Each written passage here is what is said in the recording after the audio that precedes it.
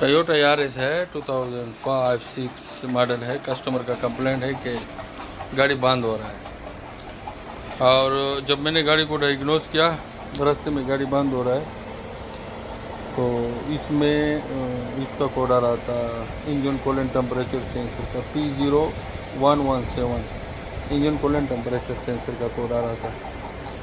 तो हमने इसका कनेक्टर खोला, उसमें चेक किया, एक में ग्राउंड आना चाहिए, दूसरे में 5-4 वोल्ट आना चाहिए। तो वो मैंने डायग्नोज किया, वो सब सही है।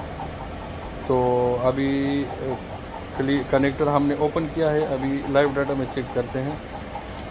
ओपन कनेक्टर पे बता रहा है -40। अभी कनेक्टर को फिक्स करते हैं, कनेक्टर को फिक्स करते हैं और देखते हैं कि कितना बता रहा है। अभी -40 है, यानी इसका मतलब है सही है, इसका बिजली इलेक्ट्रिक सिस्टम सही है। अभी उसको फिक्स करते हैं, कनेक्टर को फिक्स करते हैं। तो इसमें 138 आ रहा है, यानी टू मच हाई। इसका क्या मतलब है? गाड़ी में पानी नहीं है, ओवर हीटिंग है, या सेंसर ख़राब है। तो जब कंप्यूटर को ये सिग्नल मिलेगा तो गाड़ी तो इंजन बंद होएगा। तो कस्टमर गाड़ी चलाया बगैर पानी का। तो इस तरह आपने बहुत एहतियात करनी है। अच्छा, इंजन बच गया है। देखते हैं कि जब गाड़ी ठंडा होएगा इसमें पानी कूलेंट डालेंगे, लेकिन इसका पूरा मसला इशू है गाड़ी बगैर पानी की चलाया। तो जब पानी गाड़ी में नहीं होगा तो गाड़ी बार बार बंद होएगा और ये कोड आएगा।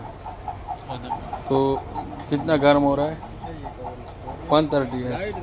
अभी कस्टमर का किस्मत है कि इंजन बच गया, हेड बच गया या नहीं बचा, अभी देखते हैं। बंद करो। बहुत ज़्यादा गर्म है। कभी भी ऐसा गर्म हो, आधा घंटा 1 घंटा के बाद पानी इसमें डालना है।